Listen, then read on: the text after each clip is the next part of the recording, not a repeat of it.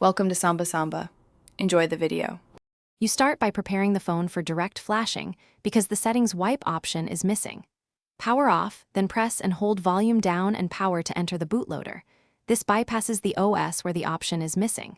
Once in bootloader, make sure the device shows fast boot or recovery labels. If USB debugging was enabled earlier, connect to a PC.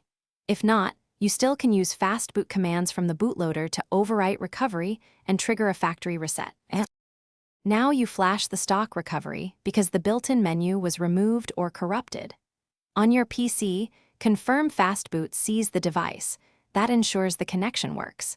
Then flash the exact matching recovery image for your Motorola model to restore the official wipe UI. Once flashing completes, reboot directly into recovery. Do not boot the OS first, so the restored recovery can run the factory reset. This replaces the missing option. Finally, when the stock recovery is active, you can perform the factory reset. Choose wipe data or factory reset and confirm. This removes user data and restores default settings, resolving the missing menu. If recovery still lacks the option, reflash ensuring the image matches the exact model and variant. Incompatible images omit features. If fast boot reports a locked bootloader, you must unlock it first. Understand this erases data and may void warranty. Then repeat the recovery.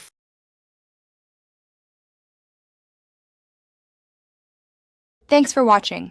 Consider subscribing if we helped you.